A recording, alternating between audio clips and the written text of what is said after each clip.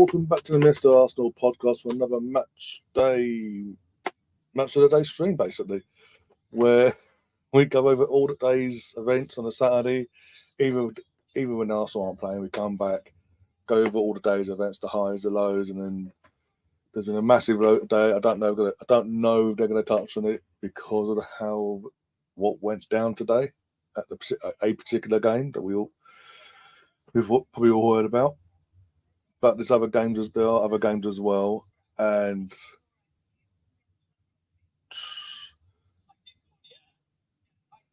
there's been like four or five other games. There's been goals. There's been drama. What match of the day tomorrow at 2 p.m. The main, yes, really, you got a point there. Technically, 1 second. Technically, the main event of the weekend is gonna be on. It's going to be tomorrow. 1 second. Why have I got a pain in the arse? To you too. So that's a sort of a games. There's one game I don't know that I touch on because of the severity of the situation that happened there today between Bournemouth and Luton.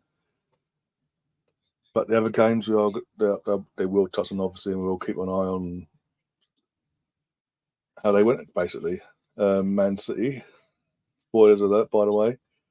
Bottled it, ironically, today. They actually bottled it. We've got Stan, fucking hell. We've got Troy in the chat, and we've got, as I mentioned already, we've got Viddy as well.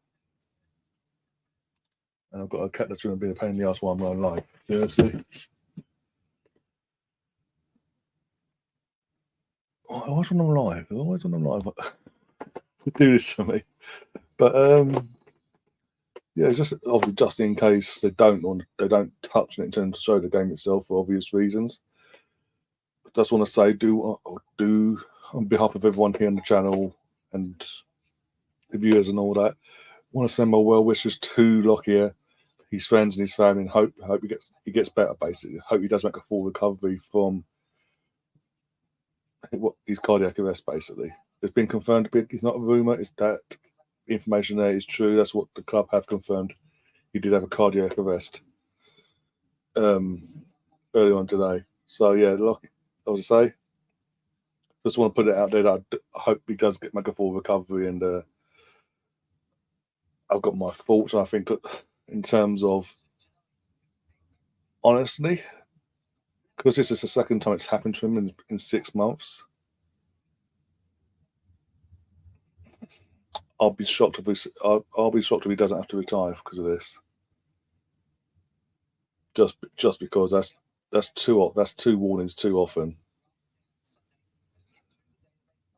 And then won the first time, winning, had an operation, got a pacemaker being put in, and got given the all clear by the hospital. People operated and gave him the all clear.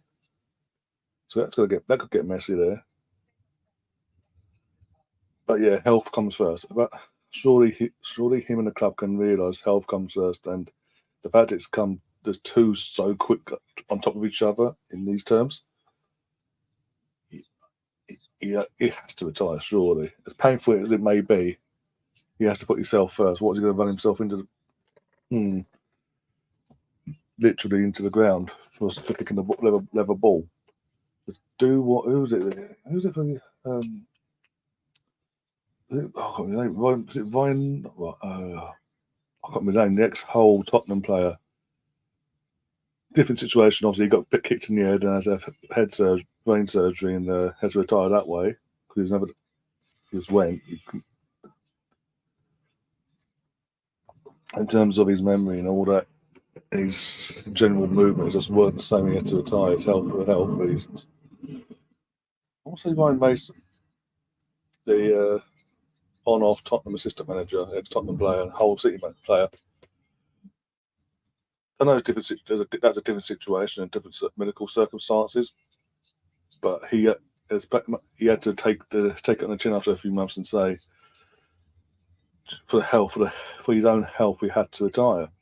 And I think at this moment in time, as painful as it is going to be for him, I think he's going to have to retire. Going to punditry or coaching or something. Just keep himself in the. If he wants to keep himself in the sport itself, there'll be other options. There will be other options for him. I just think it's not the sport itself isn't worth this happening again. That's all I'm saying. That I don't want to get too deep into it, but yeah, I think you get the gist of where my mindset's at on that. Tom Huddleston. Did he get booted? Did he? I don't think he could have. Did any? It was Hull versus Chelsea at Stamford Bridge. I think I swear it was Ryan Mason that got booted in. He basically went for a header, collision head, but he had a fractured skull base and he had to have an op. And even after the op, it was deemed he weren't. He left as long as he could, and he just realised he couldn't stay in the sport anymore. I know, and again, as I say, medically I know it's a different situation, but still, when you look at Christian Eriksen, I was alive when that happened. By the way, that I never want to see that again. And I was so, in one sense, I'm so thankful I wasn't watching the Bournemouth game today, because that would have brought back flashbacks of what we witnessed on the channel. I was live when Christian Eriksen collapsed on the pitch. And that would have been not good for my mental health. Put it that way. Reliving all that again.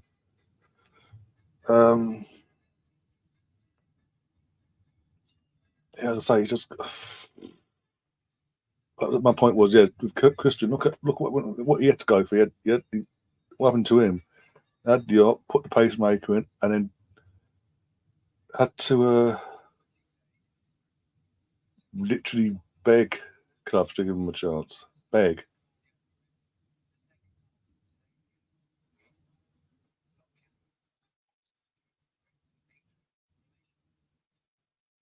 That was it. Heart surgery he had, not pacemaker. Heart surgery he had. It's a medical thing as well.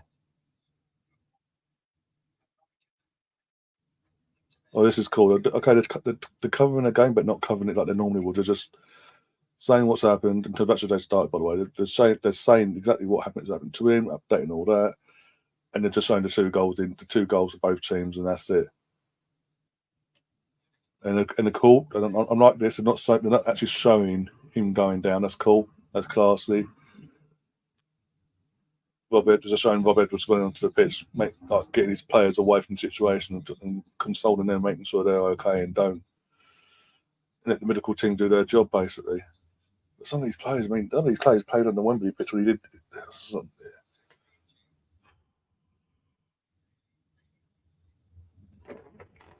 Really does. I really do hope he makes a full recovery, but do a smart thing. I think this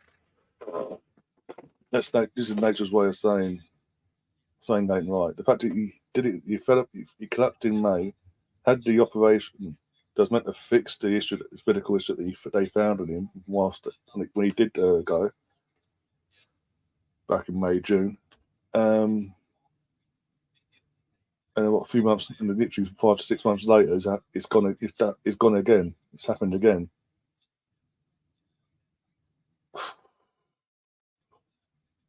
Connor, nah.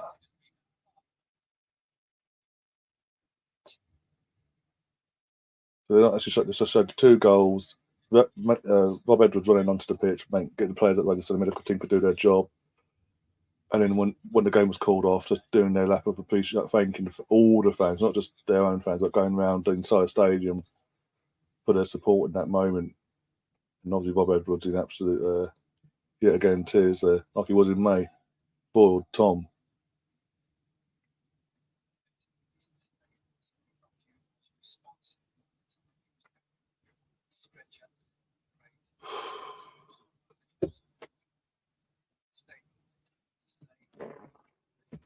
Right.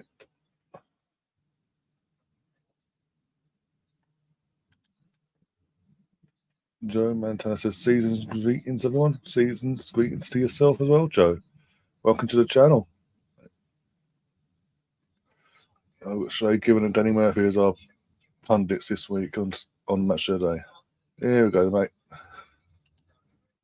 First full game they're going to show today. Man City versus Crystal Palace. But yeah, season greetings, and hope you have a good festive period and Happy New Year as well. Many of us, obviously, assuming don't see you in the chat again over the festive period. So.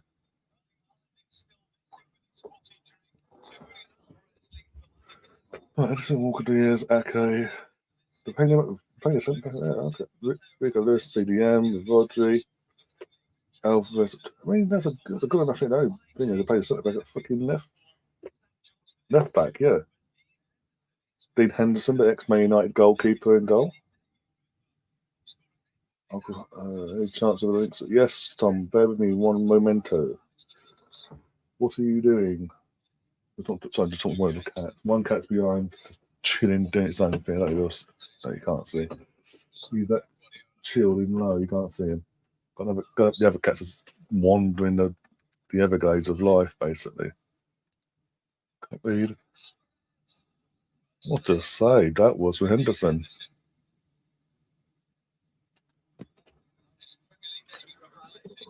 I personally do want that. I do think. I keep saying it. I do think when Man City play Alvarez at the top, when they don't have Haaland up top, as crazy as it may sound, I do believe he fits better to their normal system. They're more fluid in how they go about things, and that is very scary from an opposition point of view.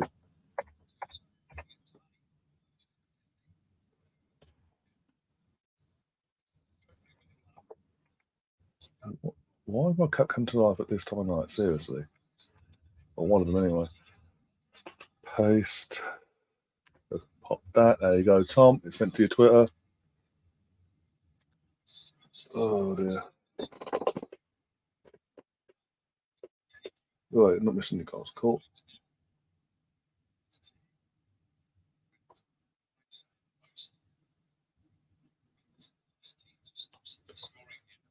I will admit this. In terms of going into this game, even though Roy Hodgson back in the day before he retired the first time round did have Man City's number at the Etihad, especially. Yeah, he is offside. The fact it even looked, he was glancing for a good while there, Jack. It's Tom. The fact he was checking for a good while, he knows he was offside there. I saw an image. They used the defender's hand to keep him on. Yeah, they used he's way off. Wow. Okay. Cool. I was saying that basically, even though it's Roy Hodgson has Man City's number at Palace, I did think Man City would walk it today. I thought even at nil, before the game kicked off, I thought it'd be up 3-4 in Man City's favour. They've actually used the last defender's hand to play Jack onside. I forgot you can defend with your hands now. I didn't know that rule. Okay, let's bear that in mind for tomorrow against Brighton.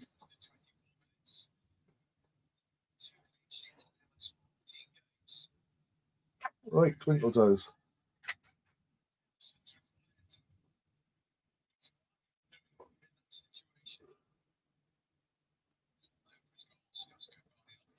So far in the highlights, all it is Man City just having shot after shot after shot in this game. That's pummeling down on fucking Palace. Motd. Oh, bloody hell. How's that a book? Oh, come on. I'm sorry, how's that a booking? That's a straight red. Anyone else does? Any other goalkeeper in the league does that, including Alisson at Liverpool. They're getting sent off for that. It's a joke of a ref. And because he's given the card, they can't then get involved because he's not. Seriously. So Elise sorry as well. Kick. He's decent. He's actually stepped. I know obviously this is the first season knows the Wilfred Zaha. I personally never rated Zaha myself, but I've got to say for Elisa, he's actually stepping up this season. He's actually taken on the mantle of wanting to be the main man, which is cool for a young lad of his age.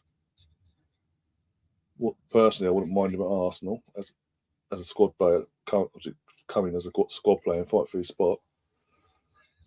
Oh, for God's sake, that's pathetic. Straight in from the. It was a cross, but ended up being the shot in the end. Oh, he's way offside. But he's interfered to play. He ducked. He's in because he's ducking. The ball's coming towards him. The ball's coming towards him, and because he makes a movement, yeah, I was going to say that can't count because he makes a movement in front of the goalkeeper, so he impairs the vision of the goalkeeper, and also the goalkeeper as well, second guessing, and you're going to go another way. Lucky hell. Oh, there you go. There's two. This one count. Rico Lewis. That's more like it. Let's have a look at the replay there. Poor defending, either way. Completely switched off. No one picked up Rico there. Oh, he's lucky. If it doesn't touch off the Palace play on the way through.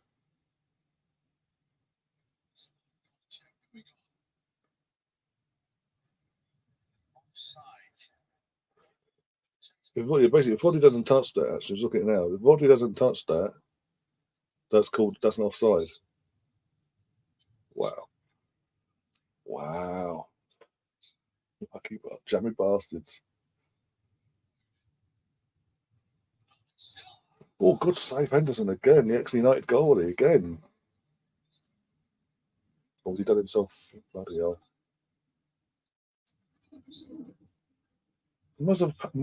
As much of a pain in the arse he seems to be, Henderson, he's a decent goalkeeper. I remember his season at Sheffield United, he was top notch then. He honestly thought when he went back to United on loan, he was going to get given a chance. We got given a new contract to up the wages, not realised that's Man United for you anyway. And his career got held back massively. Went to Forest last year. My dad, that was poor defending. That was literally piss poor defending. That was pub defending from Man City. That was Route 1 football from literally Route 1 football from Palace. Over the top, touch, hold it, bang.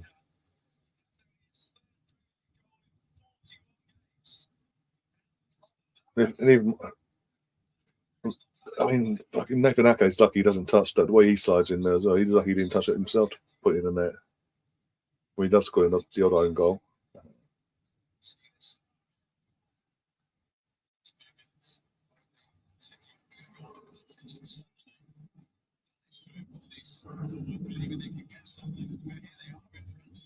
All in. Oh, cleared from Walker.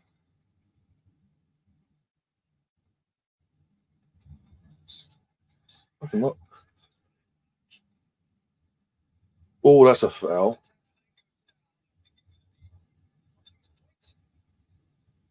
Why was the commentator surprised? I'm sorry, hang on there. It's insane that even I can tell it's a foul on Motd. How is the commentator surprised that the referee is giving a penalty against Foden for that?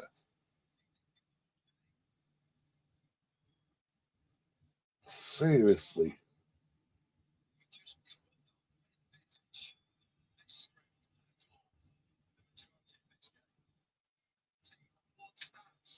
What's amazing is that it's okay to fucking stand on the referee and give him shit like that. But hey, Arsenal do it. It's bookings galore. It is. Always like literally passes it in the net. Mate, fair play to them. They did going 2-0 down away to Man City, the treble winners, the defending champions of England. And they fought back like they have done. Fair play to them. But that penalty in that moment, literally the last kick of the game, the way he took that takes a lot of cojones, so to say.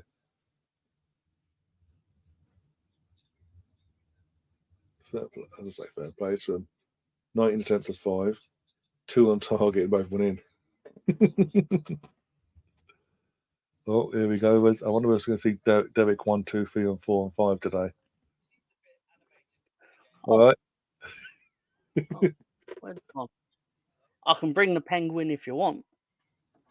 Well, it's the festive. It's time of year. You usually show them to the fans. Say no more. Say no more.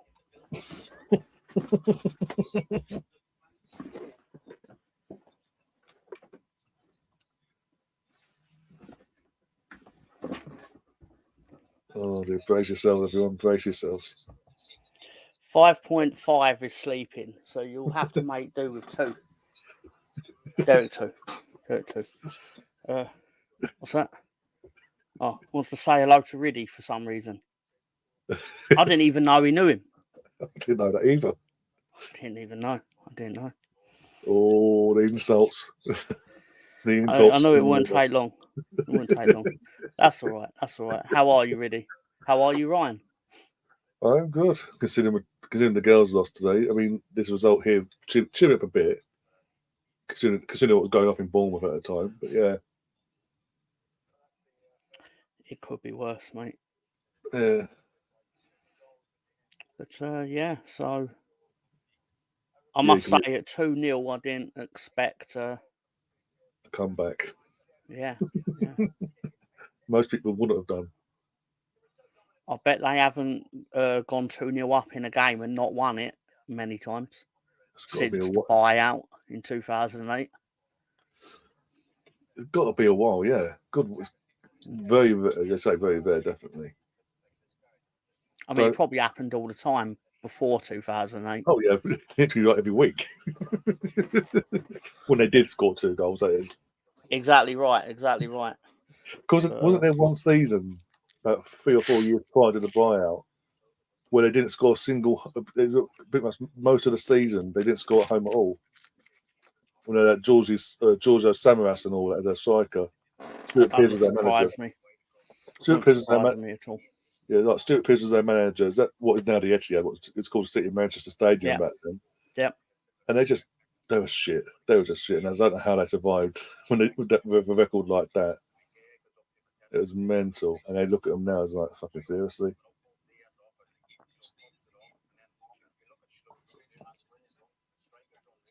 Hey, have they already done the Luton game?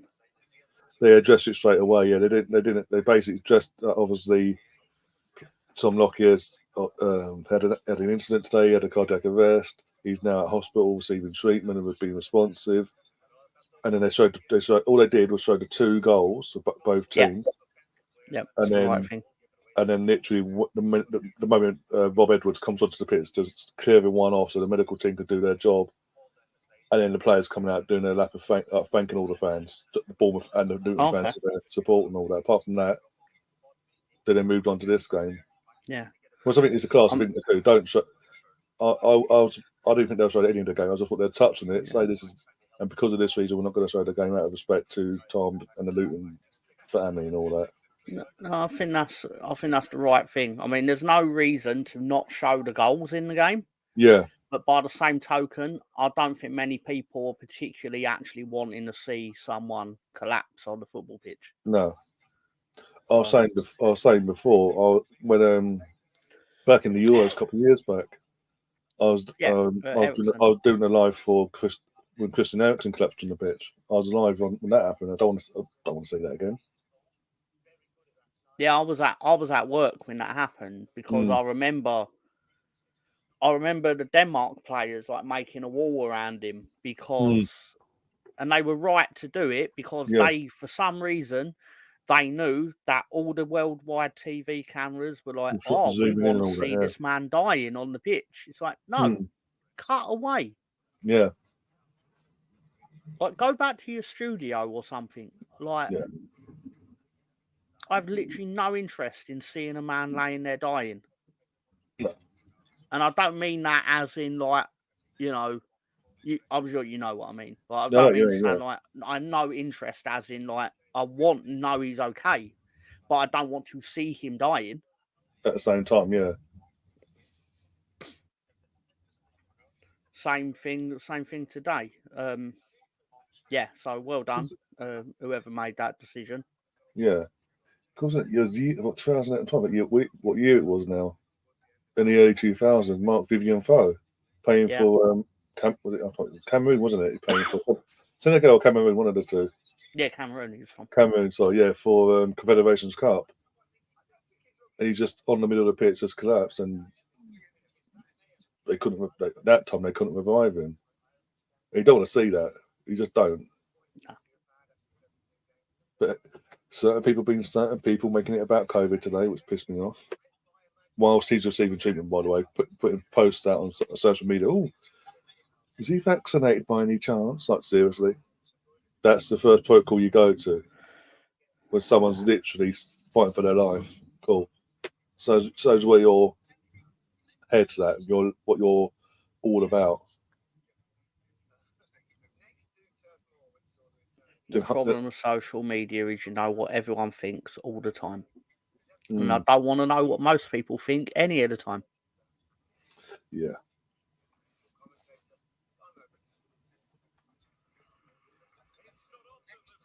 Oh, your favourite team's up next against Vincent Company. Yeah, it's good to see them doing well. They're fully benefited from the crime. That's all right.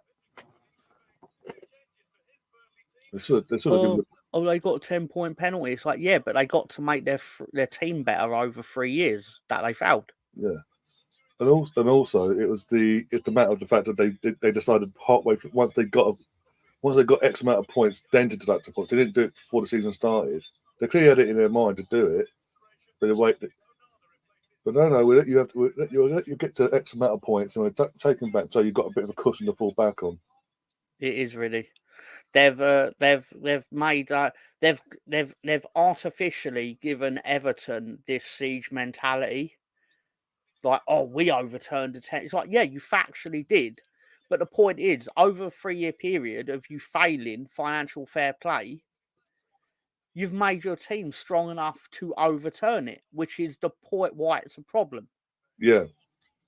Like, you've made it so You're okay. You'll be okay soon. Yeah. teams in the future, Ryan, are now going to overspend because they'll go, well, I can make my team a lot better and then take the 10 points rather than get relegated because we had to sell our best players to keep up with financial fair play.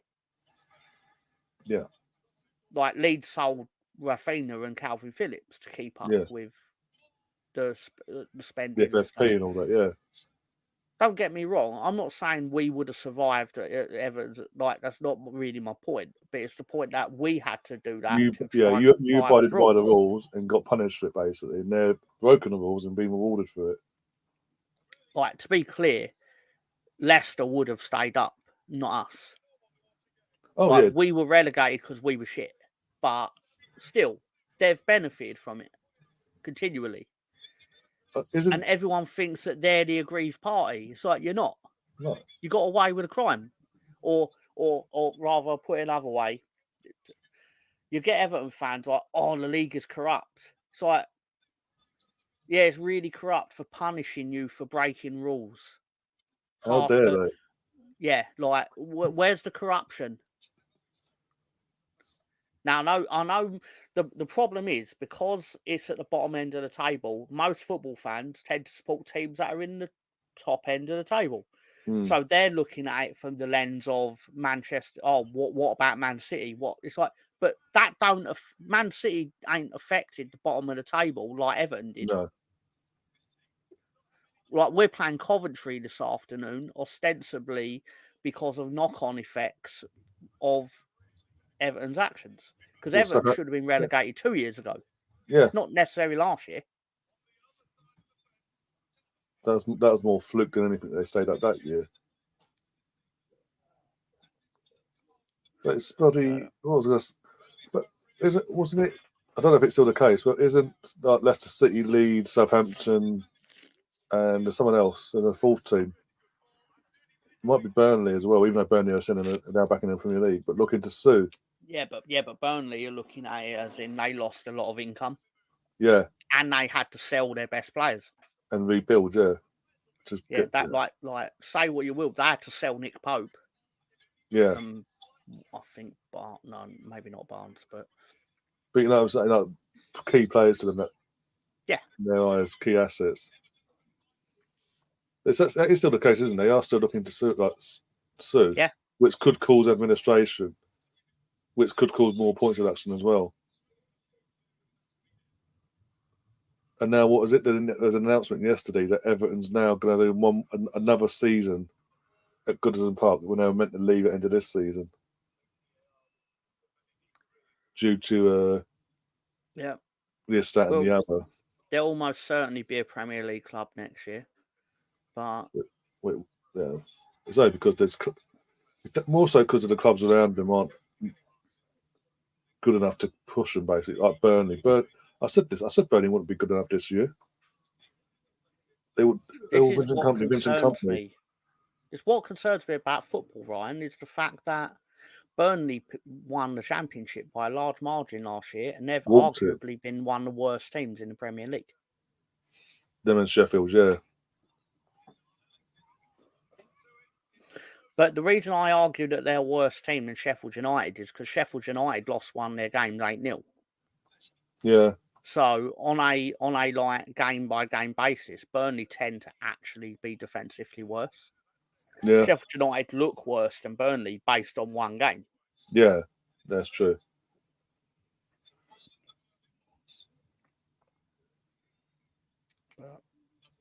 But surely whoever comes up this year has got to be better as a whole in terms of, not just in terms of player personnel, but management personnel as well. If they were to come up like Leicester, I don't know about Leicester in terms of their manager, but they've got the team, the facilities, the infrastructure in the first place, because they should have never gone down in the first place, but for whatever reason they just got dragged into it, and yeah. Ipswich, we don't know that's going to sustain that, but I think like the Leeds came up. You've got a new ownership. You're putting the foundations in. You've got a manager that, if he gets backed, knows what he wants, basically, to get a team playing. I to be honest, if we got promoted, I'd overhaul most of the team.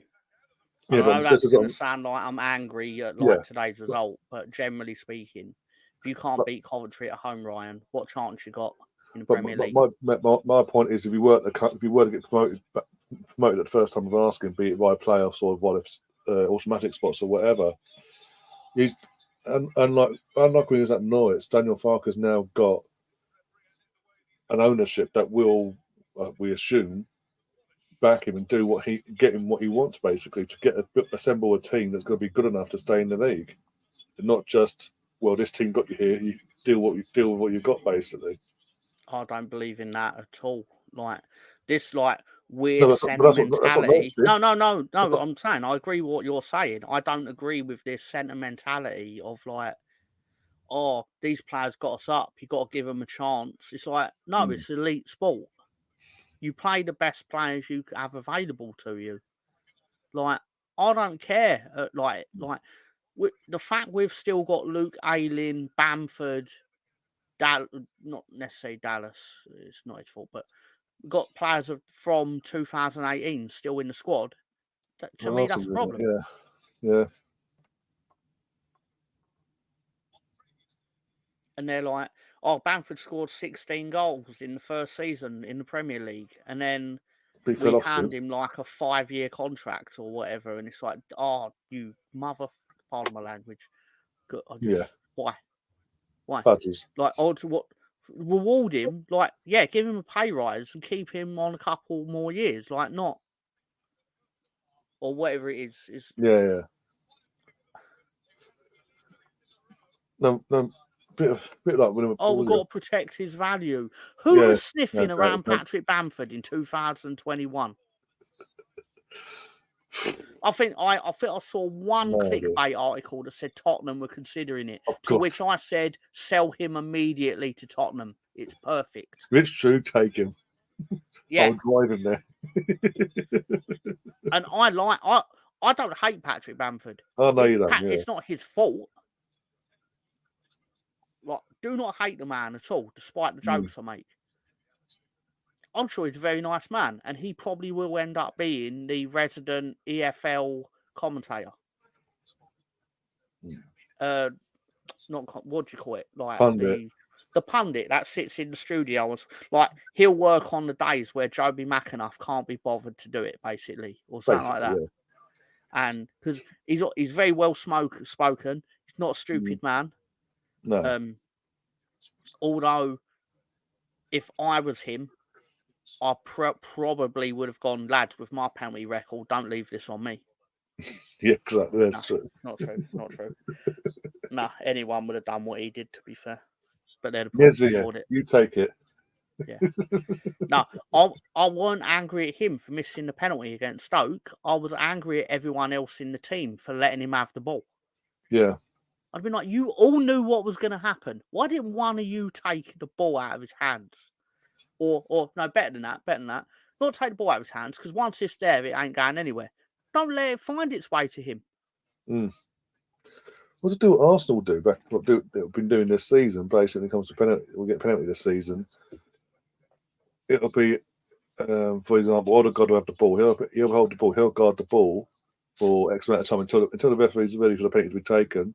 And if he's not taking it, he'll pass it to whoever the penalty taker is for that day. And go, there you go, off he goes. There's less time to think about it. Just okay, boom, go.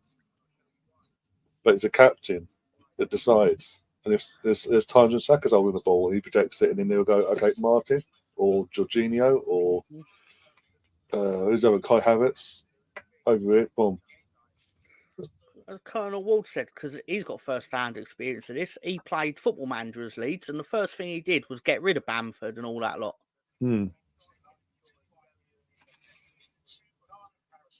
Yeah. Like, he's not just, I saw it. He genuinely did that. And it worked out for him, I recall. Beautiful. Yeah. But sure. yeah. But also, your penalty ratio went up. So yeah, also this comment here about the two championship clubs always do worse when when they get less to spend to the playoff winner. But also, I think the thing with Luton is you've got to remember with Luton, most of their money went into refurbing the stadium. Yeah, this season, it's more of the David versus Goliath mentality where they're not trying to stay up. I don't mean they're not trying to stay up as in they're not physically trying, but I mean the business isn't contingent on them structures staying there up. to basically fall back on. They are, because they're basically using the money from this to build a new stadium. Yeah. They've refurbed it up to code so they can play the matches. But their actual priority is building a new, I think it's 30,000 stadium or something nearby. I was reading it on The Athletic, but obviously that will enable them to have a stronger club structure going forwards, which is obviously more of a priority than let's bankrupt the club now to try and stay in the Premier League, which is obviously not necessarily going to happen. It's the right thing to do. The difference is, for them, it's the right thing to do. Norwich have been in the Premier League enough times for me to be like, okay, are you ever actually going to make a stab at trying to stay in it? Yeah, exactly. Yeah. The owners really don't give a damn, basically. No, it all goes in Delia Smith's pocket. Yeah, literally. But hello, Spencer.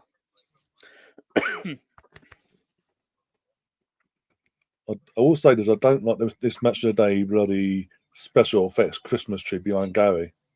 I was about to say, because I saw is it Shay Givens in studio? Shay Given and Danny Murphy, yeah.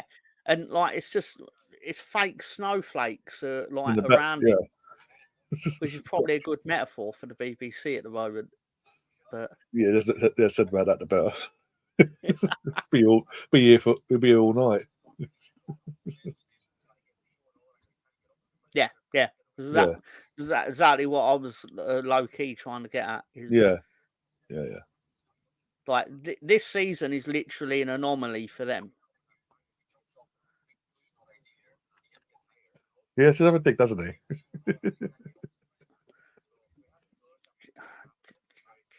It's a long season. How many of these sort of comments do you think I've had since 5 o'clock, right? Too many. Too many. I mean, I can explain it as in, I think we're not as good as we think we are. The players, I mean. Yeah, I think it's like you say, you've still got players that are there when you were last in the championship. That says a lot in terms of the aging of the squad. They're senior players, yeah, but you do need some youthful experience, youthful players going forward. You can't just, yeah. I will Missing say Alisson. the one thing I'm absolutely certain of is we are a better team without Brendan Aronson. We'll make that clear. That is one area of the pitch that I'm not missing anyone. You're saying that now, but when it comes to the crook of it, and you need that goal to keep you in the run for the playoffs and all that, or promotion, and he's not there, then you'll be crying. Let me build a time machine so I can go into the multiverse and watch this season play out in multiple ways, and I'll then come back and tell you, yeah, actually, we did need Aronson, or no, I was right, we didn't. In this universe we did, but that one we didn't. And we kind of needed him in that one, but we didn't bother. In 700 universes, we got promoted without Brendan Aronson, but there was the one where we needed to recall him. But no, seriously, I don't think he's personally cut out for football in England. Let's just say I don't think he's physically strong enough to handle the physicality, but he's also not so technically good on the ball that it would override that.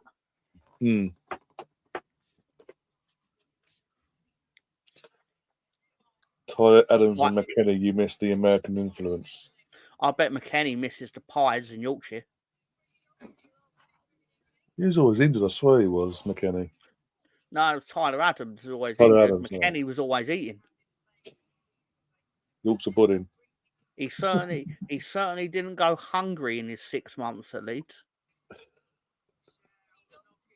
It's a new experience. So say what you will about Leeds, but the food budget in the canteen obviously never went past him. No. As I say, as an American, it must be a new thing for an American to come in and hear this in Yorkshire pudding. It actually not being a pudding. He's confused and baffled. He had to keep eating it with the gravy. It's confused. It's savoury. He must have been like, "What? I can pour gravy on this? I can actually put my beef in the pudding and just fold it over like a sandwich." And I bet he had a lot of those sandwiches. And his throw-ins were good, but still, everything else about his game was absolute pap. Oh dear. Apparently, he's been making like a new lease on life for himself in Juventus. I'm like, yeah, that's great. How's that help me? Oh, that's a smack in the face on Raul. Jesus. Raul Jimenez doing his best to make sure he's got Christmas off. Yeah, he's like, yeah. I'm about to see it now as well, but I've already seen what happens, but in terms of earlier on. He's turning to the ref going, make sure that's violent conduct so I get the 3 games. Yeah. I want Christmas and New Year off. I want to get pissed. If you say violent conduct, I will get all 3 games off. You won't see me to the FA. You won't see me to the FA Cup weekend. Deal? Deal. That is incredible. The leap on him was incredible. Like he manages to get a clean arse to face. Yeah, that's what I'm saying. Literally. He jumps up, but he jumps up with his foot, and then he pulls it and he goes, turn around and goes, pop, in the face. I like how they're all surrounding the screen, and as soon as they see what he actually does, they all turn around as if to go, right, yep, he's gone.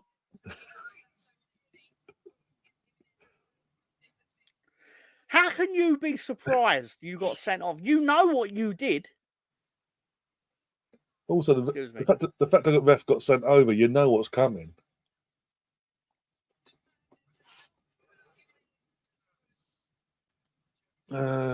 Spencer says City dropped points again. Shocked. I'm shocked at the way they did it. In terms of being 2-0 up and comfortable and coasting and just throwing it away. That I'm shocked with, being there at home. But based on form, Not really. You got Chris in the chat says Basuma did that yesterday. Yeah, fucking they're 2-0 up and he's. I would say what I will say to Colonel Ward about a comment he made earlier about never thought I'd say it, but you're missing Max Vober. I don't miss anyone that had the chance to stay at Leeds, but would rather go abroad for a year. So, yeah. If he really wanted to be at Leeds, he would have played a year in the Championship. What Leeds would do is bring back Jermaine Beckford, who by the way is retired, and Austin Healy. Not Austin Healy. No, that's David Healy. David Healy, sorry, yeah. Northern Ireland. I'm thinking the fucking rugby there for a second. Austin Healy. Jesus Christ, they'd score some goals. Yeah, both retired and well beyond their time and all that. But yeah, I met Jermaine Beckford when I went to Ellen Road. He was a lovely man, genuinely nice. Seems it from what I've seen on Sky and all that. Yeah. No, but like to be fair to him, like when you meet someone, I'll say famous, but someone who you know them, but they don't know the fuck you are. Yeah. And you tell like they're trying to get away from you, sort of thing. But he had time for a lot of people. You could tell he enjoys his side job because he's basically like the Leeds. I don't know the word. Like I'm assuming Arsenal also have it. Like they'll bring in like a legend for the day. Like it's probably Perry Groves or something. It could be Perry Groves, Ray Parlour, that sort of era. Yeah, Ray Parlour, Dave Seaman, Once in a Blue Moon. Righty seems to be like the spokesman at the moment for the club. But yeah, I know what you're saying. Yeah, I want on the game that I attended. It was Beckford. Yeah, and you could tell like he really enjoys the notoriety of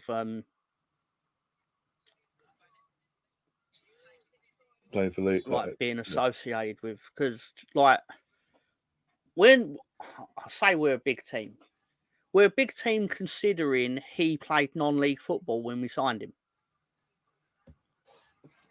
He was basically fitting windows, car windows. Yeah. Apparently, he was going to sign for Watford. It was like in 2004, something like that. He was going to sign for Watford, and his agent phoned him while he was in the room with Adrian Boothroyd and said, okay. Leeds have put a bid in for you. And they turned around to Boothroyd and went, yeah, Leeds are on the phone. Boothroyd went, good luck at Leeds. Just hang up the cool. Yeah, it is what it is. See you later. Nice knowing you. I'll try and mark out the game, but it won't work. Well, I've got a question from Craig while Newcastle go 1-0 up here. There's a poor defender, by the way. One of their academy players just scored. El Miley, whatever his name is. Yeah, he was the one. He's like 17, and he's something like that. Yeah, something like that. Yeah. Question, Ryan. I'm hearing parties available for the Liverpool game. How would you feel if I set a blame at right back? Don't need to. We seriously don't need to. We don't need to play him at right back. As we speak right here, right now, we don't need to. So why are we asking that question? Simple as. Let's move on. We'll cross that bridge when we come. If we have to come to it, we'll cross that bridge when we do. Mr. Tom is hella dark. Are you struggling to pay your light bill? No, this is Mr. Tom's. Oh, he's always like this. We can say I am. It's fine. No. I mean, I wouldn't say I'm struggling to pay it if you don't have to light bill to pay, because you need to have light for them to give you the bill.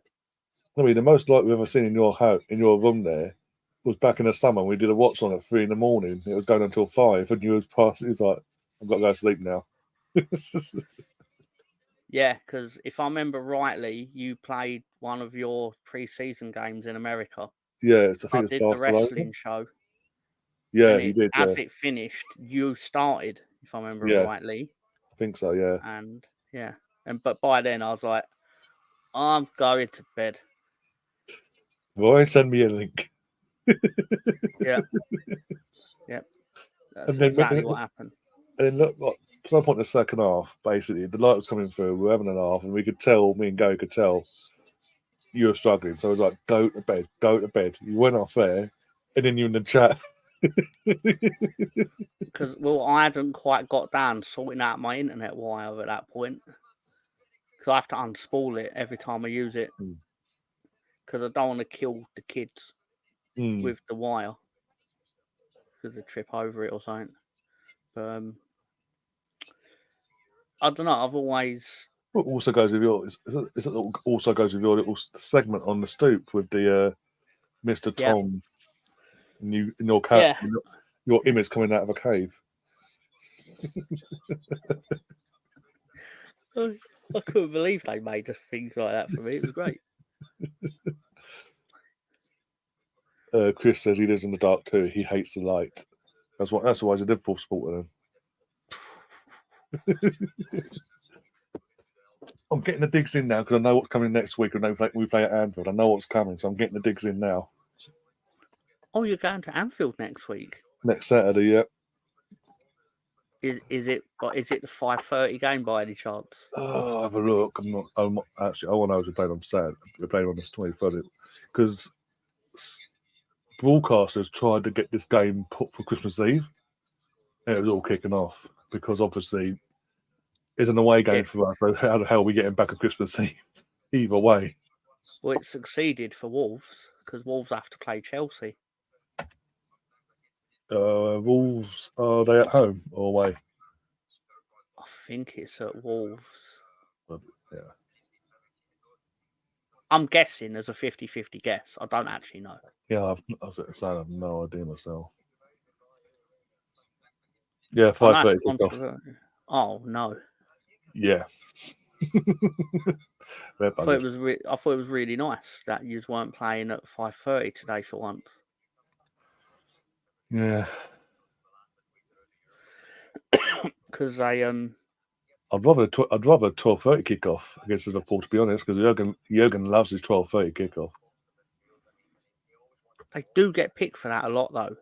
But then they don't seem to complain about it when they go over to Asia to do their pre-season tour or wherever like when they go over to Thailand and stuff like that.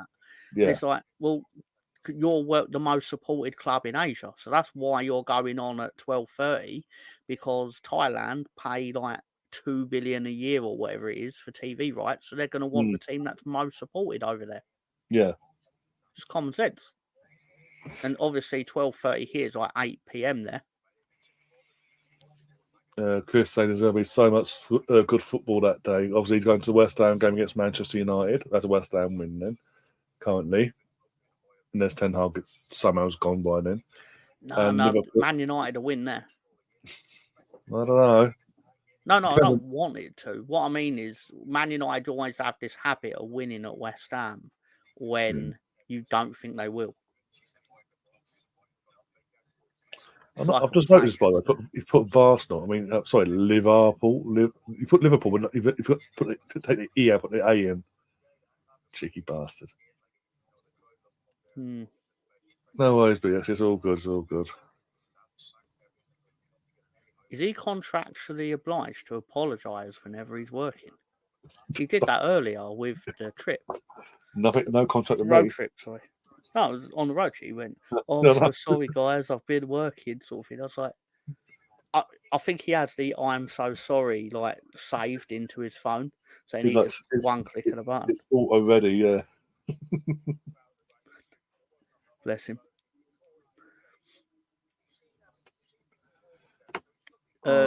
So, do you know there's only been one Premier League match on Christmas Eve in the history of the Premier League era? Before this year, obviously. Do you know who it was? Go on. I'm assuming Leeds versus someone.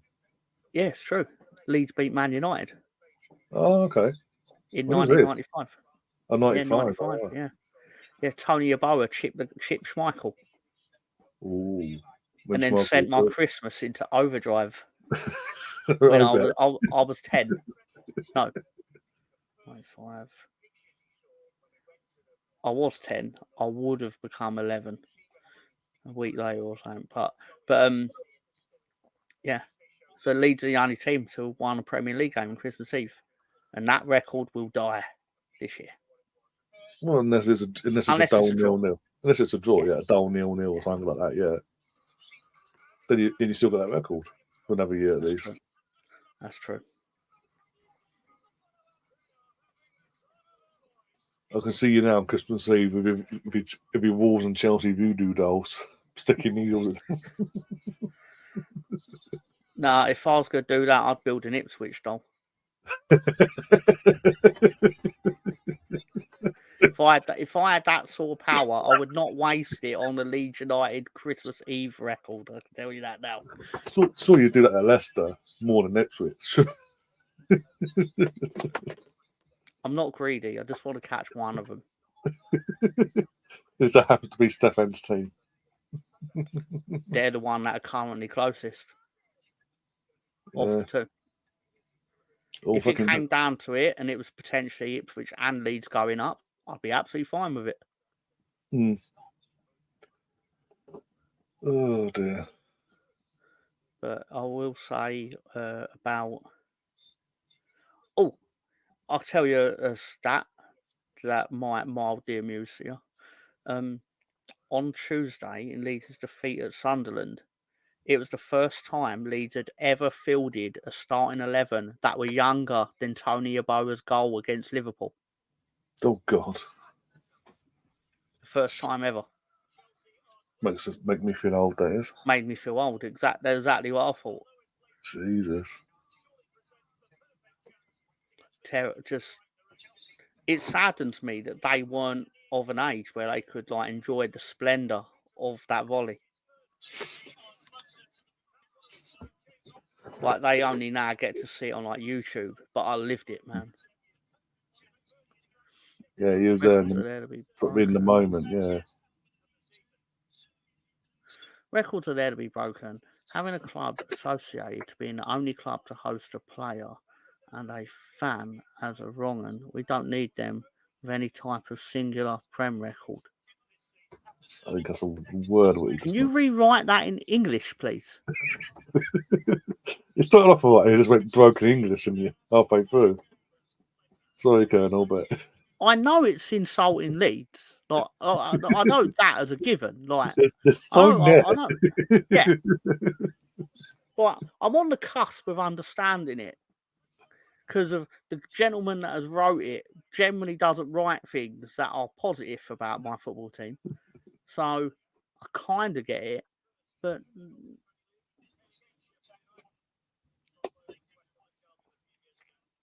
oh dear.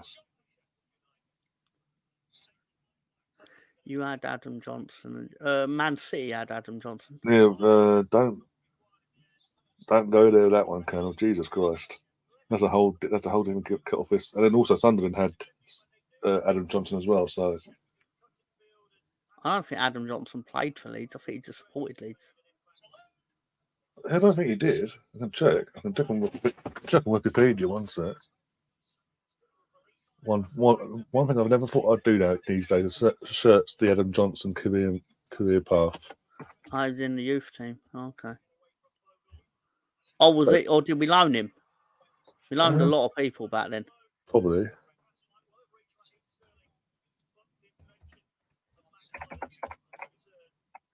To be fair, the Leeds had about 200 players between 2004 and 2007.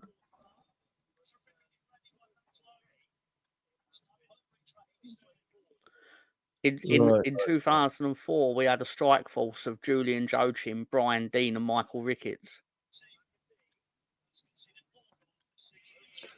Right. Here we go. At the age of 12, said player was taken in by Middlesbrough's youth academy, having previously attended Newcastle United Centre of Excellence in 95 to 97. And his Borough teammates were David Wheater, Tom McCann, and Andrew Taylor. Were part of the squad that won the 2003-2004 Youth Cup. He made his career debut at 17 in the UEFA Cup tie, 1-0 defeat away to Sporting Lisbon. He came from the Borough, the Middlesbrough system. So his youth career was Newcastle, 95 to 97. Middlesbrough from 1999 to 2004. And his senior career was Middlesbrough from 2004 to 2010. He was loaned to you in 2006. That makes sense. Made 5 appearances, no goals. And then the following season, loaned to Watford from Borough in 2007, 12 appearances, 5 goals.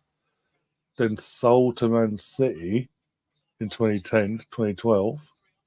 73 appearances, 11 goals. And then, for 4 years at Sunderland before he got found guilty for being you know what. So he played 5 games for Leeds. Yeah. And it's enough to make me guilty in Colonel's eyes.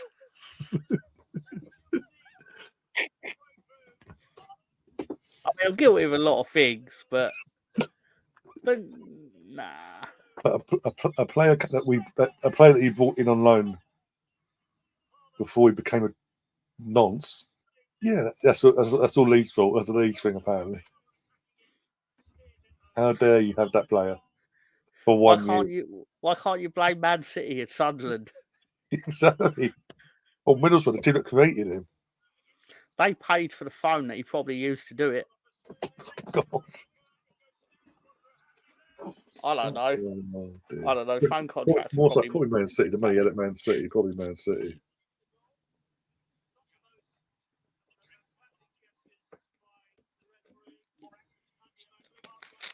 It's just that comeback from Canada. You had him in 2006.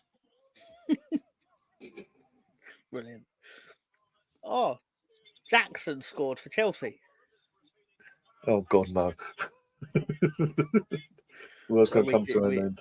We did it earlier. It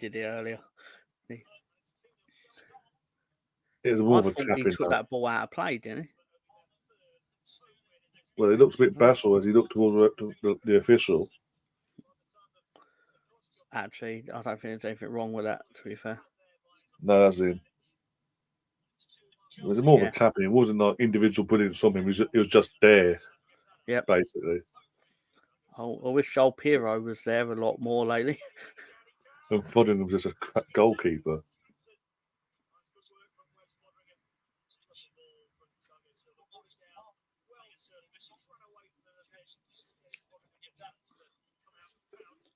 I was going to say, Basuma got sent off last night. Does that mean, because obviously he's been red carded already this season, so is his suspension going to be longer than the 3-game ban? Because he's now a second suspension. It used to be. It depends on what you get, what you do, don't it? Like, no idea anymore. They make the rules up as they go on. Because ain't a red card like automatic 1-game ban, but then it's free if it's violent conduct or something. If it's like hardcore violent conduct, it's free, yeah.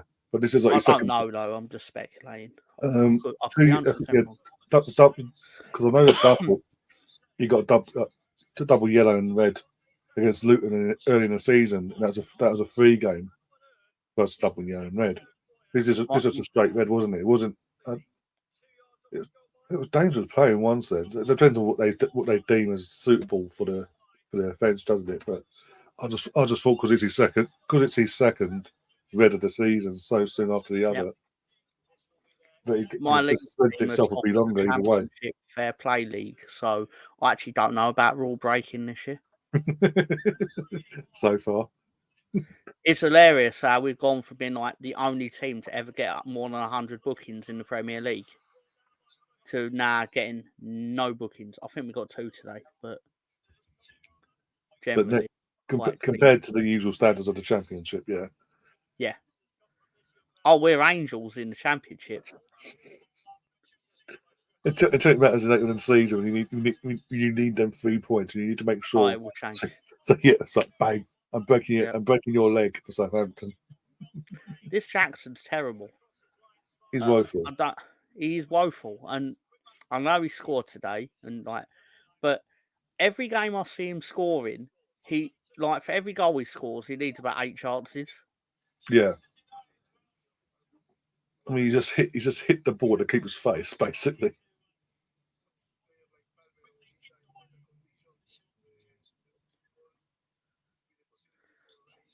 Yeah. He has to throw it in there, doesn't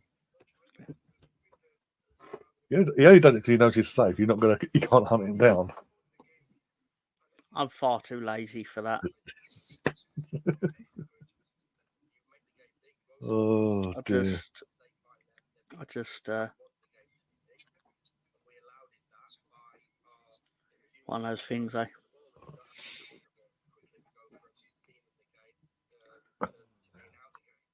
Oh, Chris Wilder's back, isn't he? The return of overlapping centre backs or whatever it is he does that no one else does. Oh, yeah, the overlapping centre backs. Yeah. Which is really good until everyone realises what you're doing. It's the return of I'm a Sheffield man. This is a Sheffield club. This is my club. I know this club inside out. I'm the Frank Lampard of Sheffield, basically. Yep, and yeah, he's a fucking arsehole. I know the tea lady. I know the tea man. I know the caterers.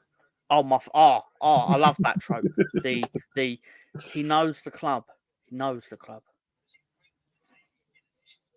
He knows the club so much. I saw it. 2 comedians did this. He knows the club so much that the tea lady. He knows the club so much that if he killed someone, the tea lady would say that she did it because she loves the club so much and she has so much faith in him that she will go down for his crime because they know the club. They know the club. I'm just knows the club.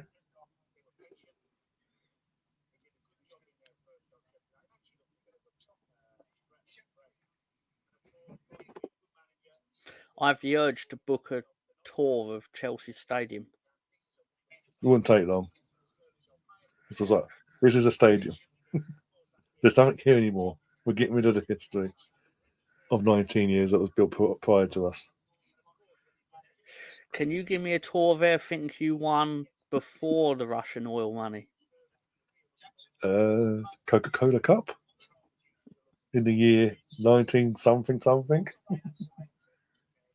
The cup winners. I will give it to them. They did win the Cup Winners' Cup, I think, in 1998, something like that. Give them that. I think so, something yeah. A few years after us, but still. I Cup remember they won the FA Cup in 2000. Yeah, that too. But ultimately, they weren't winning the entire. They were a Tin Pot club. Yeah. You just happened to be in a rich area of London. Basically. And a Russian came along and walked, oh, this is a nice part of London. Better than that shit in Tottenham. I'll have this club instead. I mean, I am glad he bought them instead of Tottenham because Tottenham doing well for 20 years would have been insufferable. Oh, mate, I probably would have tapped out for that. I hate football now. I can't stand it. My hatred of Tottenham is actually quite irrational because it goes back to 1998 when Leeds tried to sign John Scales and Tottenham stole him from under our nose, partly because they also stole George Graham from us. So, and our transfer targets went with him. And and I've hated Tottenham ever since. We went on to do better than Tottenham that year, but it's not the point. The point is they tried to sabotage us. I mean, in hindsight, what was John Scales going to do for Leeds? But it's the point. I mean, imagine being Tottenham and going to hire an ex-Arsenal manager to try and bring the glory, and it doesn't happen. It was all this. It was the audacity of George Graham to be like, "Oh, I'm a London man. I want to go back to London." It's like, but of you're all from clubs, Scotland. You're Scottish, mate. Yeah. And of all the London clubs, you want to go back to the team that is rivals to the team that made you, player and manager. I can't think why that is. It was a pleasurable day when he got sacked. I've never ever said that about another human. It was never the same after his time at Arsenal. Now that it ended, it was never the same. It was all right. Obviously, it was all right at Leeds, but he built a good Leeds team. That's what I'm saying. He was all right. He was all right, but from that, we were a shambles when he joined us. Because again, basically, we didn't really update the team sufficiently when we won the title. So then, in 5 years later, we still had McAllister and Strachan and all those players, and they weren't performing. So we had to offload. Someone had to offload them. Do you have Broman still? Sorry? Did you have that Swedish lad, Broman, whatever his name is? Brojan? Yeah. Graham got rid of him. We'll try to get rid of him. That says it all. Jesus. Every loan deal, he would end up bouncing back to us because they'd realise that we were trying to con them. But, yeah, this is still a world-class player. Have him, please.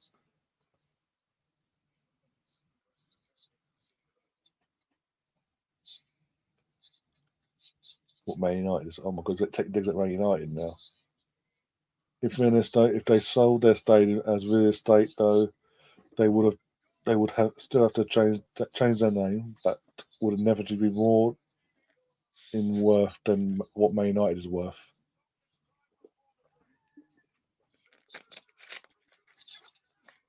I'm having to watch. Why are they showing me fucking Tottenham winning? They've got to fill the content somehow, haven't they? Due to the fact that they. And all I've had today since I did my live earlier is fucking the news ramming it at home. Tottenham won today against Arsenal, the first time ever. Tottenham won today for the first time ever. Fuck off. That is quite shocking, though, in the women's game. Oh, yeah, it was. Oh, a massive upset. We were so. I don't know. I think it was more of a because of the record we had against them previously before the game kicked off. Was we always win this game? It just felt like that in the game. It just felt like we'll get there eventually. We're Arsenal, they're Tottenham. Mm-hmm. How's that not a goal? He's offside. I can't believe. I think the more shocking nature of it is the fact that you didn't beat them on Wednesday either. Well, we did. We had to go to penalties to do it. Yeah, but you know, right? You didn't beat them. Yeah. Which you should have then too. Realistically, you should have beat them twice. Yeah.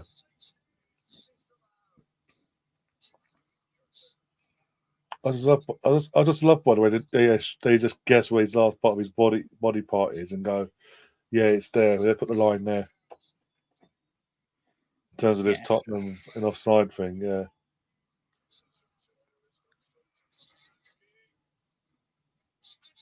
I'm surprised he's still in the job, to be honest, after what happened last night. Oh, Steve Cooper. I'm not. The reason just because of the owner how could he try getting her out twice last year? I think this owner, he won't sack him unless they actually get within touching distance of relegation. He won't sack him because the bottom three, despite what people may say, people are free to disagree with this, but I think the bottom three are realistically set in stone. As much as Luton are having a good go of it. Yeah, Everton will pull away now. They've got over it's made up the point difference now. Gone. Okay, thank you. Bye. Yeah. Especially now this Lockyer thing, we don't know how that's going to end as well. If he's going to have to be forced to a tie or not, so that's going to affect them as well. I mean, he's their captain. He's obviously a key player for them. Whether he's a good player or not, but they see him as an important piece of their puzzle. But I think it's also the mental fatigue is going to have to play, especially the players that are there the first time and back in. Oh, that's definitely a red. Oh yeah, I don't know how the ref gave it a yellow for that. The guy is literally holding his knee. I mean, he hasn't crippled him, but the studs are up. But the studs are up. If there's no shin pad there. Yeah. I personally think the red card is obviously for the tackle, but you should give him a second red for being Basuma. Yeah, just just for He being chose there, to go to basically. Tottenham. Fuck him. Yeah. I've always wondered what a Charlton stadium tour, whether it's just a pic of Alan Kirbishley. Do you know Alan Kirbishley is the manager that has been linked with the most jobs without ever actually getting it? What, since Charlton? Since he left Charlton? Yeah.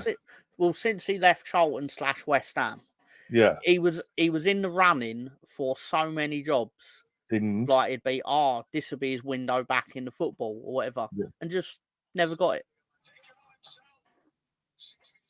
Yeah, looking back, it was bizarre the way he just effectively retired after West Ham. Yeah, just fell out of football. I know he had the coaching job at Fulham, but generally speaking, but people may or may not know, Alan Kirbishley did have a side job on one occasion where he played the Ultimate Warrior in an advert. So that's a real thing. It's a real thing. Yeah, Paddy Power paid him to do it.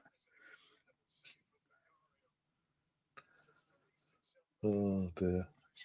It was in one of them adverts with all the soccer Saturday guys. Oh, I mean, what? It was a couple of years ago. That was then. Yep. Yeah. It was just after they all got fired by Sky. Yeah. And it's basically like Paddy Power mocking. But Paddy Power's like is that an advert mocking the sacking and all that? Like, yeah. We don't need Sky. We can do it ourselves, lads. Yep. And then it cuts. Like they're all doing various things, but it cuts to Kirbishley like putting the makeup on and everything. And he's like, I can't even remember I can't remember the specific of the joke, but I know he's basically dressed as the wrestler, the Ultimate Warrior. The fact it's Alan Kirbishley, I suppose, is what the joke is and makes it funny. Because when I think Ultimate Warrior, I do not think Alan Kirbishley. He was also a pundit and con for Premier League World Feed, way better than the ones at Sky. Yeah, I agree with that 100% because obviously I don't condone murder, but if someone told me that Peter Drury had been shot out of a cannon, I wouldn't shed a tear. You don't like it, do you? I think he's so pretentious. Oh dear. He has little poems. Oh no! One bit of credit I will give him. He obviously has about 6 million poems in a notebook, and then he just manages to recite it as if it's off the cuff, and it's not. It's clearly not. Because who would think of this shit off the top of their head? In the euphoria of a goal being scored in a big game or something, yeah, I get it saying, yeah. But everyone's like, he comes out of all this stuff. It's like, because he's got it written in front of him. He can anticipate what's likely to happen because it's only going to be one of about 20 players. Oh, dear. I'm not a fan. Not a fan. I'm just relieved we haven't got Martin Tyler anymore. Just because it got to a point where you could tell he lost the passion for the game. It was just talking through the goal. Should have been what it used to be, where he's excited. I don't blame him for losing his passion for football, though, because it's quite. I lose passion for football because it doesn't feel. It's hard to feel like it's worth it because deep down, in the end, Man City, you're just going to win everything.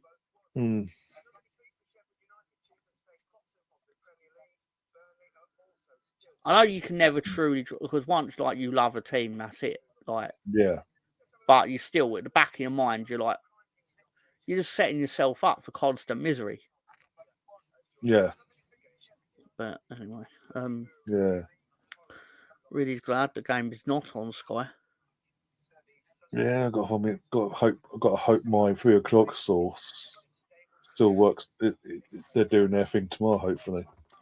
Colonel, you have an emulator, don't you? Like you can play FIFA 97.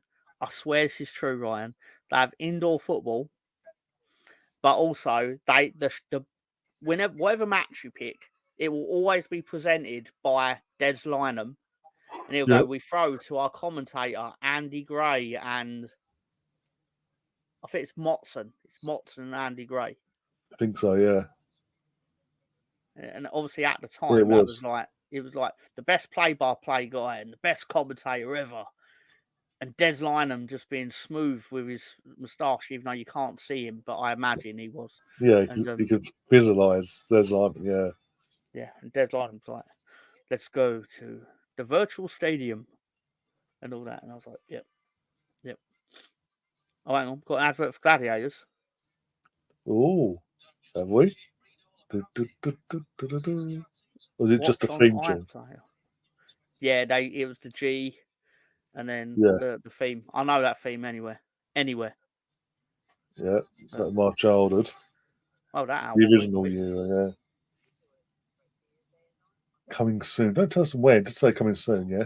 And then New Year's Day. Coming on the 1st. Coming today, basically.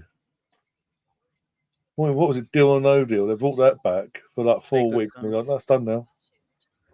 Oh, Deal or No Deal was one of the most irritating shows on television. But they brought it back, haven't they? They brought it back. There's been literally, apparently, they brought it back, and it's literally been a month. I think it's been back for.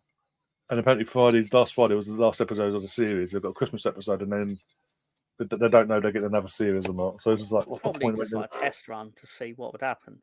But I'd only ever look at it near the end just to see what they end up with. Like, I won't go waste my time in the previous 40 minutes of let's all hold hands and think blue and all that. It's like I went through all that shit with Noel Edmonds. Like, I'm not doing it again. But still. Oh dear. If I was the host of Deal or No Deal, it would last about four minutes because I'd be like, pick a box, 12, pick a box, pick 13, pick a box, 22, whatever. I wouldn't be doing all this like, oh, let's see what you're playing for, and I have to pretend to care that they're trying to. Oh, I'm hoping to get an operation for my. No, none of that. Just pick they'd love you. The broadcasting team would love you then. They're just like, yeah, I'm here. Bye. Done. Piss off. Bye. I'm done. Give me money. Like, bring on the next contestant. Let's see how many episodes we can film today, guys. Yep. Like, apparently they used to do like 3 a day or something, but I'd bump that up to a crisp 47. Basically, the entire year, basically. Yep. I'd only need to work 12 days to get an entire year's worth of Deal or No Deal. Great. I'd be like, right, see you in 8 months. Oh dear. They did John sound better on EA Sports. Sound better than EA Sports in real life, yeah. They did. Nan did it. Catherine Tate did a comedy sketch where she dealt £100, then played the rest. It's like, literally came out, took the Power 5 out, got offered £100, went, yeah, done, buy it, no, I'll stick around now. That's amazing. I don't care, lovey, I've got me £100. That's fair home. Oh, BBC are now playing. I can hear Queen, so it's obviously Highlander. It is Highlander. All right. Yeah. Good film. Oh dear. Yeah. You doing a live watch along tomorrow, sir? Yes, I am. 1:30 I'll be going live for the Arsenal game, yep. And depending on how that game goes, I might even do Liverpool battering Manchester United, sorry. Well, we can only hope. Oh, look, comes in right at the end. Your favourite person in the whole wide world. He almost sniffs out my presence. Oh, that's the soccer ending. Gary's not here. Oh, amazing. Just. Oh, did you get your surprise from Gary in the end? Or did he not pop in the end? No, he popped in just as we started, and he stayed for about 20 minutes, half hour, and then disappeared. But, it was funny. He popped in. It was like, yeah, Gary, this is your show, but you asked me to host it, so I'm hosting the show while you're on it. You got a live coming up in your end? No, I'm taking Saturday off. Oh. Well, I say that while I'm sat here, but I mean, there's no live wrestling tonight. So that's in like late midnight, Exactly. half midnight. Exactly. Malarkey. Although I am going to actually do all the slides for my lead show when this finishes. So I have that mostly set up for tomorrow. It should be fun. I'm going to be covering 2 Leeds games tomorrow, and we won neither of them. So that's going to be a bell of laughs, barrel of laughs. Lost on a drew one. Effectively, the draw is effectively a loss. Yeah, exactly. It feels like 2 losses. Oh dear. I was a bit confused there. They wondered where Gary was. Family commitments, apparently, from what I was told.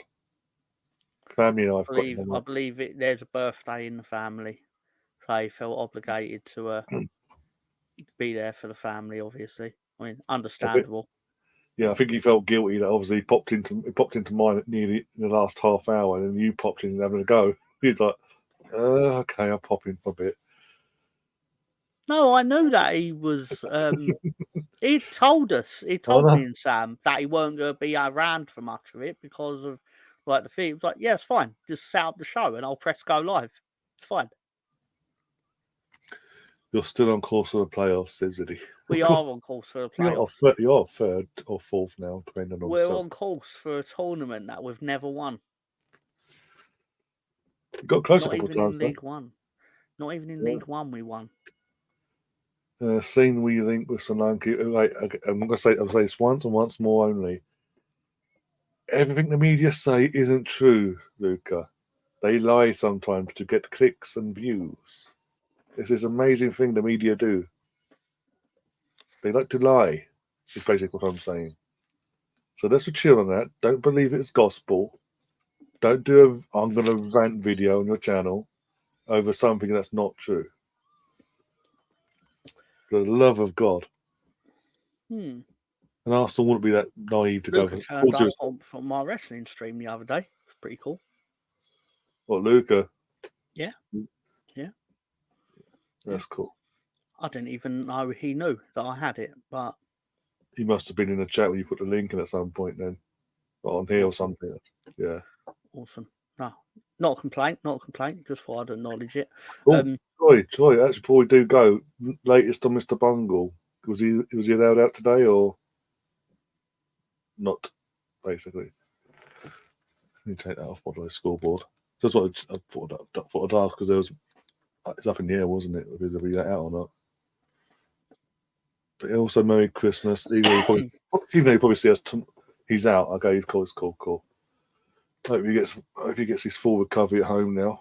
I'll let him know. I'll message him probably Monday or Tuesday. Give him a few days to settle back in and all that. Is Mr. Bungle the gentleman who posted about KFC so much he got banned? Yes, basically, right, yeah. I understood. Yeah. Okay. That's a lot. That's a lot of KFC to actually get banned for spamming it. Just to be talking in a random chat like on here about KFC and then go, yeah, you can't. This is dodgy. Why are you talking about KFC? Why are you talking about KFC? You're promoting KFC. How dare you? Luca, I think to answer Luca's question, if you don't mind, I think it's a difficult one because statistically, we are on track to win the championship in any other season. The problem is there are 2 teams that are having a outrageous anomaly in form, let's say, and it's typical Leeds that we would get relegated in a season where a promoted team happens to just outperform by beating everyone except us. You have to put that in there, don't you? Just slide that one in. Just facts. And don't get me wrong, they could change that. They might win at Ellen Road on Saturday, and then I'd have to shut my trap on it. You've got them already. You got them again soon. This Saturday. Yeah, Saturday. Oh, yeah, 12:30. That's quick to get them out the way. And then they play Leicester. Ooh. Because they obviously when they made the football, fixtures, sorry, I meant to say, when they made the fixtures, I suppose they didn't actually account that playing Leeds and Leicester back to back would be a title contention type match. Title contention, promotion contention match, yeah. Exactly. But so effectively, basically their next two games could make or break their chance for promotion, basically, or the title itself.